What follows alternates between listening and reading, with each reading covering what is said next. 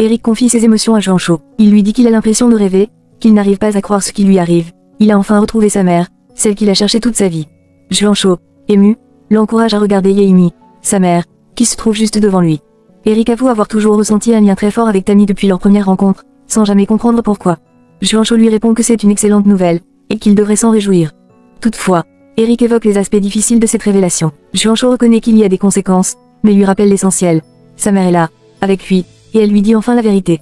Juancho ajoute que Yeimi n'est pas revenue uniquement pour faire tomber Manine. Elle est également là pour régler ses comptes avec Charlie, qui l'a trahi. C'est pour cela que tout va mal pour lui en ce moment. Mais Juancho insiste. Tout cela n'est pas plus important qu'Eric. Yeimi est là pour rester à ses côtés, pour le protéger comme personne ne l'a jamais fait. Eric demande alors s'il est vrai que Charlie ignore qu'il est son fils. Juancho confirme. Charlie ne sait rien. Juancho passe à la télévision pour donner une interview en soutien à Yeimi.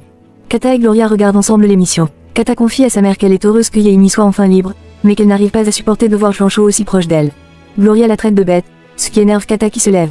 Sa mère l'appelle, mais Kata, en larmes, répond que ça ne changera rien. Elle ne sait plus quoi faire. Elle se sent seule, abandonnée, humiliée, car Juancho a préféré Yeimi à elle. Gloria tente de la consoler. Elle lui suggère de parler à Yeimi, lui dire qu'elle se sent mal d'avoir été mise à l'écart. Kata refuse, car elle pense qu'elle passerait pour une femme possessive, et c'est précisément l'image qu'elle ne veut pas renvoyer à Juancho. Gloria insiste, tout dépend de la manière dont on exprime les choses. Elle lui dit de ne pas s'inquiéter, car elle a quelques idées. Charlie parle avec son avocate, Carolina. Il lui demande si elle a vu Maura, ce qu'elle confirme. Elle l'informe que Maura est en panique, mais qu'elle essaie de le gérer, bien que ce soit difficile. Les quartiers sont sous tension, et le problème est que Maura ne comprend pas la stratégie. Charlie, inquiet, lui demande ce qu'ils peuvent faire. Carolina lui dit qu'il existe une solution, mais qu'il devra lui faire confiance. Charlie lui donne son accord. Carolina se rend alors voir Giovanni Maura. Il est physiquement affaibli, n'a pas dormi, se plaint de douleur, et dit que sa famille souffre, notamment son fils qui demande sans cesse où est son père, et sa femme, qui est en détresse sans travail. Il supplie Carolina de lui dire combien de temps il devra rester enfermé. Carolina lui annonce une bonne nouvelle, mais pas celle qu'il espérait. Il ne va pas sortir maintenant. La nouvelle, c'est que Charlie est prêt à lui verser une grosse somme d'argent, à condition qu'il reste calme et coopératif. Elle lui explique que la seule façon d'avoir ce soutien financier et légal, c'est de continuer à nier toute implication de Charlie dans l'affaire. Maura ironise en résumant que son rôle consiste donc à dire que Charlie n'a rien à voir là-dedans. Carolina lui rappelle qu'il n'y a aucune preuve contre Charlie, et que s'il témoigne contre lui, il perdra tout, y compris le soutien d'elle-même, sa seule chance de sortir un jour de prison. Elle insiste sur le fait qu'il doit penser à sa famille. Sans cet argent, ils seront sans ressources. Maura comprend qu'il est piégé. Carolina lui dit que s'il témoigne contre Charlie, ce sera sa parole contre celle d'un homme célèbre, soutenu de toutes parts. Elle lui ordonne donc de cesser de se plaindre et de suivre ses instructions à la lettre. Elle le rassure, elle fera tout pour le sortir de là rapidement, à condition qu'il l'écoute et lui obéisse. L'avocate Carolina informe Charlie de la situation avec Maura. Charlie veut savoir ce que Maura a dit. Carolina répond qu'il a accepté. Pour l'instant, Charlie exige plus de clarté. Carolina lui parle franchement.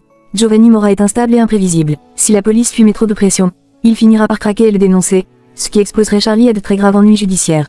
Charlie demande alors ce qu'il doit faire. Carolina lui expose son plan, faire accuser Maura à la place.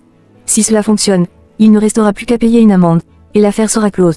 Charlie objecte, il doute que Maura accepte de porter seul le chapeau. Selon lui, Maura risque de tout balancer. Carolina lui répond que Maura ne pense qu'à sa famille. Elle propose à Charlie de lui offrir un soutien financier, pour sa femme et son fils. En échange, Maura se taira. Charlie lui demande où il est censé trouver l'argent, puisqu'il est à sec. Carolina lui conseille alors de vendre l'une de ses propriétés, il lui faut du liquide, sinon Maura parlera. Charlie finit par accepter, il reconnaît que Carolina a raison. Elle le rassure en lui disant qu'elle est là pour le sortir de ce pétrin. Mais elle veut aussi qu'il lui dise la vérité à propos de la mort de Rema. Charlie se confie, il connaissait Lucio, qui travaillait pour Manine, son oncle. Lucio était jaloux de lui. Après la mort de Manine, Lucio a commencé à le menacer, disant qu'il allait tout raconter à la presse, y compris des fausses choses sur leur relation. Charlie admet que par peur, il lui a donné de l'argent plusieurs fois. Puis il a cessé de le faire et Lucio a menacé de se venger. Ensuite, Rema a été tué. Charlie se sent profondément coupable, sans être certain que Lucio l'a tué pour se venger ou pour faire pression. Il ajoute que Yeimi était là au moment du drame, ce qui complique encore les choses. Il ne veut rien faire pour l'instant car il ne veut pas que le public apprenne qu'il avait un lien avec Lucio. Carolina l'approuve. Jusqu'à maintenant, le nom de Charlie Flo n'a jamais été associé à un trafic de drogue, et ça doit rester ainsi. Charlie conclut qu'il est presque certain que les policiers finiront par attraper Lucio, et qu'à ce moment-là, il sera dénoncé. Mais au moins maintenant, Carolina sait tout, et elle pourra préparer une défense solide. Il la remercie chaleureusement, la qualifie de femme incroyable, et lui dit qu'elle va lui manquer. Il est ému. Carolina lui rappelle que la police traque Lucio activement, donc ils n'ont plus une seconde à perdre. Charlie confirme. Il doit régler ça rapidement. Du côté des policiers, une conversation s'engage au sujet du téléphone portable de Lucio. Un officier demande ce qu'on a pu en extraire. La réponse est « Rien pour l'instant », car le téléphone est encore en phase de décryptage. C'est problématique, car ce téléphone est peut-être la seule source d'informations concrètes. Un autre policier ajoute que Lucio emportait des informations très sensibles avec lui. Le chef confirme, ils doivent absolument extraire ces données, car c'est probablement ce qui permettra de coincer Charlie Cruz. Un autre agent demande quand cette information, notamment la mort de Lucio, sera révélée aux médias. Le chef hésite, mais reconnaît qu'il faut bientôt la publier, même s'il préfère attendre d'avoir déchiffré le contenu du téléphone. Ce serait la preuve formelle de l'implication entre Charlie et Lucio. Eric et Yaimi annoncent la vérité à Ligia. Yaimi et Eric se rendent ensemble chez Ligia. L'ambiance est lourde, marquée par une grande tension émotionnelle. Yaimi commence par rappeler à Ligia qu'Eric avait jadis entrepris des recherches pour retrouver ses parents biologiques. Ligia s'en souvient très bien. Yaimi insiste. Il est essentiel que vous sachiez la vérité. Elle révèle alors qu'elle n'est pas Tammy Andrade, mais Yaimi Montoya, la petite fille de Carmenza. Ligia est stupéfaite. Yaimi poursuit avec le cœur serré. Eric est le fils qu'elle a eu avec Charlie. Ligia est sous le choc. Elle répète. Comment? Avec mon Charlie. Eric fond en larmes. Ligia, bouleversée, pleure à son tour. Elle tente de comprendre. Elle affirme qu'Eric lui avait été amené par Manine, prétendument recueilli d'une jeune femme toxicomane. Mais Yaimi dément avec force. Ce n'est pas vrai. Elle affirme qu'Eric lui a été volé. Toute la scène est très chargée émotionnellement. Ils pleurent tous les trois. Ligia demande si Charlie est au courant. Yaimi et Eric expliquent que non. Ils ont préféré lui en parler à elle en premier. Yaimi veut une précision importante. Elle demande à Ligia la date exacte à laquelle elle a reçu Eric. Ligia répond. Le 14 septembre. Yaimi réagit immédiatement, bouleversée. C'est le jour où sa grand-mère est morte, le jour de l'incendie, le jour où on lui a dit qu'Eric était mort. Elle comprend que tout cela était un mensonge orchestré par Manine. Ligia insiste, sincèrement. Je ne savais rien. Elle assure qu'elle n'a rien volé à personne. Elle a seulement élevé Eric avec tout son amour, pensant qu'il lui avait été confié. Elle admet qu'elle avait parfois remarqué une ressemblance entre Eric et Charlie, mais elle ne voulait pas y croire, et n'a rien dit. Eric intervient, compatissant. Tu resteras ma mère, lui dit-il. Yaimi confirme. Ligia a été la meilleure mère qu'Eric pouvait avoir, car elle l'a protégé de l'influence de Manine et lui a permis de devenir l'homme bon et droit qu'il est aujourd'hui. Pendant ce temps, Charlie tente désespérément de joindre Lucio, sans succès. Il laisse des messages, inquiet. Où est-ce que tu es passé? Puis, l'inspecteur appelle Charlie. Il lui demande s'il peut venir à son bureau pour répondre à quelques questions. Charlie, sur la défensive, répond qu'il est très occupé. L'inspecteur insiste. C'est très important. Il sous-entend que s'il refuse, il pourrait demander un mandat et en informer la presse. Charlie accepte finalement. Très bien. On se voit demain. Une fois l'appel terminé, l'inspecteur confie à ses collègues qu'ils doivent absolument faire tomber Charlie Cruz, par n'importe quel moyen. Yaimi parle et le rassure sur le fait qu'il est quelqu'un de bien. Elle lui confie que Ligia ne perdra jamais sa place dans sa vie, car elle a été une mère admirable. Ligia, pleine de regrets, reconnaît qu'elle aurait dû poser plus de questions à l'époque. Elle avoue avoir souvent trouvé qu'Eric ressemblait à Charlie, mais sans jamais imaginer que c'était son fils. Yaimi lui dit qu'elle l'avait appelé Matteo, son cadeau du ciel. Concernant Charlie, elle pense qu'il a le droit de savoir qu'il a un fils, mais précise que c'est à Eric seul de décider. Irma, Vanessa et Pité arrivent. Pité enlace Yaimi avec affection. Vanessa, bouleversée, s'excuse sincèrement d'avoir douté d'elle et la prend dans ses bras. Yaimi lui répond qu'elle comprend parfaitement ce qu'elle ressent, car elle aussi a perdu ses parents très jeunes. Elle se souvient de l'amour profond qu'ils avaient l'un pour l'autre. Vanessa demande pourquoi elle est là. Yaimi répond avec légèreté qu'elle est enfin libre et qu'il faut bien fêter ça. Elle rappelle à Eric qu'ils ont une discussion à terminer, mais il lui dit qu'il veut d'abord parler à Charlie. Juancho propose à Yaimi de travailler sur le projet musical de Chris Vega. Il lui parle d'installer le studio, le décorer, et surtout de composer de nouvelles chansons. Il l'encourage à collaborer avec son fils, Eric, et pense qu'ensemble, ils peuvent renverser tout ce que Charlie a construit sur des mensonges. Yaimi hésite, mais Juancho l'incite à réfléchir. Vanessa apprend qu'Eric est en réalité son frère et non son oncle. Ligia confirme qu'ils ont le même père. Vanessa dit que ça ne change rien pour elle, car elle a toujours vu Eric comme un membre de la famille. Elle est même ravie d'avoir un frère. Elle lui demande de l'accompagner pour parler à Charlie, mais Eric préfère y aller seul. Il craint que Charlie se sente attaqué s'ils arrivent tous ensemble. Tout le monde respecte sa décision, même si c'est difficile. Irma et Pité le soutiennent. Pité fait une remarque drôle en disant qu'ils sont tous comme un mariage, pour le meilleur et pour le pire. Avant de partir, Eric revient voir Ligia, qui pleure en regardant des photos. Il ne veut pas la laisser comme ça. Elle lui dit qu'elle est heureuse qu'il ait retrouvé sa mère biologique, mais lui demande de faire preuve de compréhension envers Charlie. Elle insiste sur le fait que Charlie l'aime profondément. Eric promet de faire de son mieux pour que les choses se passent bien et s'en va. Juancho exprime à Yaimi sa joie immense à l'idée de pouvoir travailler avec elle. Yaimi partage cet enthousiasme et mentionne qu'elle a déjà plusieurs chansons écrites. Juancho lui demande si elle connaît un bon producteur. Elle lui répond que dans ce pays, non, mais qu'elle connaît quelqu'un qui a très envie de travailler avec lui et qui le considère comme le meilleur producteur du monde. Ce moment chargé d'émotions les amène à s'embrasser. Pendant ce temps, Kata, qui les observe à travers le rétroviseur, est bouleversée et se met à pleurer. Eric confronte ensuite Charlie. Il cherche à lui parler au sujet de sa famille, mais Charlie refuse sèchement. Eric insiste et évoque Yaimi. Il lui dit que celle-ci lui a révélé certaines choses sur le passé. Charlie nie tout en bloc, rejette les accusations et se montre agressif. Eric l'accuse d'avoir voulu envoyer Yaimi en prison pour des faits qu'elle n'avait pas commis. Charlie ne comprend pas ce que cela change pour Eric, mais celui-ci lui lance une vérité brutale. Il est son fils. Charlie est abasourdi et rejette immédiatement cette possibilité. Il affirme que Yaimi n'a jamais été enceinte et qu'il la connaissait depuis toujours. Cette affirmation ravive un souvenir chez Charlie, celui où Yaimi lui avait dit qu'elle était vierge. Pour appuyer ses dires, Eric lui remet un test ADN prouvant leur lien biologique. Il explique que Yaemi n'a jamais pu lui annoncer sa grossesse, étant incarcéré à l'époque. Charlie, sous le choc, dit qu'il ignorait tout, car il se trouvait à Porto Rico, et qu'on lui avait toujours dit qu'Eric avait été adopté. Ils comprennent alors que Manine aurait kidnappé Eric, et que la grand-mère de Yaemi aurait informé Yaemi de la vérité. Celle-ci croyait Charlie mort. Eric demande si Yaemi savait qu'il était son fils, ce à quoi Charlie répond qu'elle ne savait rien. Eric veut néanmoins l'entendre directement de Yaemi, excédé de se faire manipuler. Charlie tente de calmer Eric, lui demande de ne pas accabler Yaemi, qui a déjà assez souffert. Mais Eric lui reproche son silence, son absence de réaction face à une telle révélation. Charlie, débordé par les émotions, dit qu'il est désolé et qu'il se pose lui aussi des questions. Avant de s'éloigner, il affirme que dans cette histoire, il n'est pas forcément le seul fautif. Vanessa intercepte Charlie et lui demande où il va. Elle est troublée par sa présence et l'interroge sur Eric, qu'elle vient tout juste d'apprendre être son demi-frère. Charlie lui avoue qu'il n'était au courant de rien. Vanessa reconnaît qu'il dit la vérité, mais lui fait part de toutes les questions qu'il a en. Elle veut savoir s'il compte se battre pour la vérité. Charlie essaie de la calmer et lui promet qu'ils en discuteront plus tard. Elle lui suggère de parler directement avec Eric. Charlie explique qu'il ne savait rien, que la nouvelle l'a frappé de plein fouet. Vanessa propose alors qu'ils abordent tous ensemble le sujet, avec leur grand-mère et Yaemi. Mais Charlie reproche à son père de s'inquiéter uniquement pour Yaemi, qui n'a pourtant rien dit à personne depuis son retour. Charlie rétorque que c'est Yaemi elle-même qui lui a confié vouloir emmener Eric. Avant de partir, il demande à sa fille de ne pas s'en mêler davantage et qu'ils se retrouveront à la maison. De son côté, Pete tente de réconforter Eric. Il lui dit de rester calme et de laisser à Charlie le temps de digérer cette révélation. Eric est blessé et en colère. Selon lui, Charlie refuse la vérité, traite Yaemi de menteuse, et ne montre aucun intérêt pour lui. Pete reconnaît que Charlie a des réactions étranges. Irma intervient pour dire qu'elle aussi trouve son comportement très bizarre. Pete ajoute qu'il doit sûrement exister un événement très grave entre Charlie et Yaemi, car l'atmosphère entre eux est extrêmement tendue, ce qu'il trouve étrange.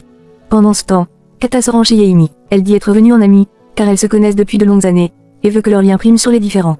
Yaemi, émue, lui répond qu'elle est heureuse d'entendre ça, mais la situation dégénère rapidement. Kata l'accuse de ne pas agir comme une véritable amie, puisqu'elle couche avec son mari. Elle ne lui laisse pas le temps de se justifier. Elle traite Yaemi d'égoïste, persuadée qu'elle est revenue uniquement pour lui voler Juancho, et aussi pour se venger de Charlie.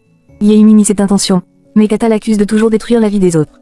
Yaemi rappelle alors qu'elle a perdu son fils à cause de Charlie, et qu'elle n'a aucun intérêt à faire du mal à Kata ou à son bébé. Mais Kata la supplie d'arrêter toute relation avec Juancho. Elle révèle que sa grossesse est fragile, que le médecin a dit qu'il y avait des risques importants. Elle craint de perdre son bébé à cause du stress causé par la tension entre Yaemi et elle. Elle ajoute qu'elle ne s'en remettrait pas si cela arrivait. Yaemi, touchée, promet alors de mettre un terme à sa relation avec Juancho. Charlie confronte sa mère au sujet de la vérité sur Eric. Il lui reproche de lui avoir caché des choses, certain qu'elle devait savoir quelque chose. Elle jure qu'elle n'en savait rien, même si elle reconnaît avoir remarqué une forte ressemblance entre Eric et lui. Elle affirme qu'elle ignorait que Charlie avait eu une aventure avec Yaemi, qu'elle qualifie de manière méprisante. Charlie admet qu'il a couché avec Yaemi une seule fois, et que c'est probablement à ce moment qu'Eric a été conçu. Sa mère lui rappelle ce que Manine lui avait toujours raconté, qu'Eric avait été abandonné par une droguée. Charlie lui reproche d'avoir cru sans questionner toutes les versions de Manine, ce à quoi elle rétorque que lui aussi, par le passé, gobait tout ce que disait Manine. Charlie évoque le moment où il est revenu de Porto Rico et a vu Eric. Il a vu la ressemblance mais n'a rien dit. Il avoue avoir pensé que sa propre mère avait eu une relation sexuelle avec quelqu'un d'autre, ce qui choque profondément sa mère. Elle se retient de le gifler et lui demande de cesser les disputes.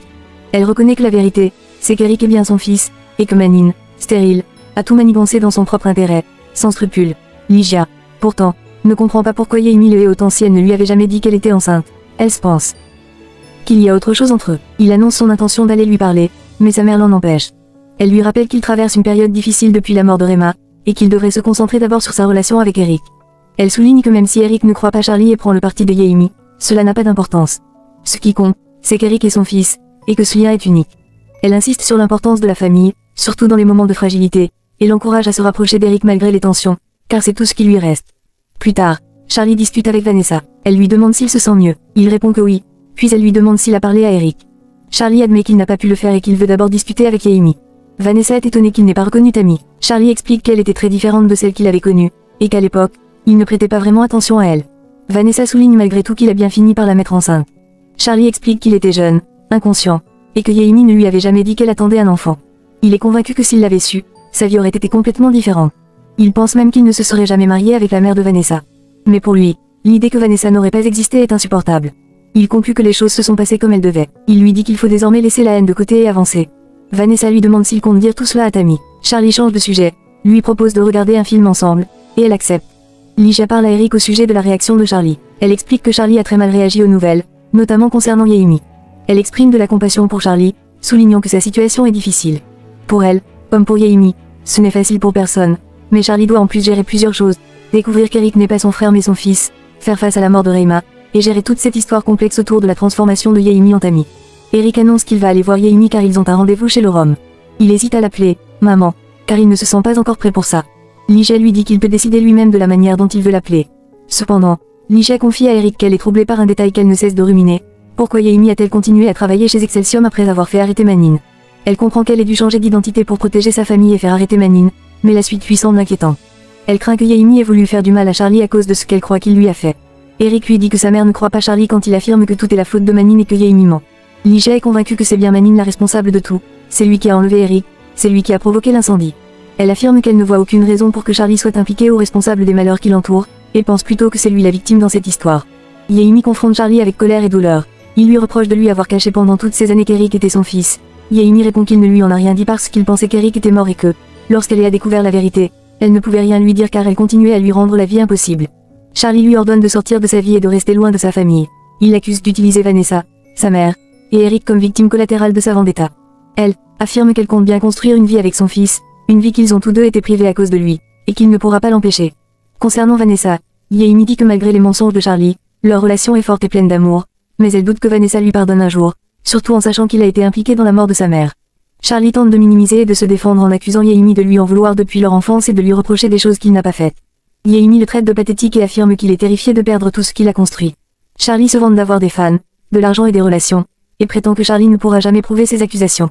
Yaimi lui lance sarcastiquement qu'il peut garder ses chansons pour en faire de bien meilleures, puis elle part. Charlie la poursuit en disant qu'il doit parler d'Eric.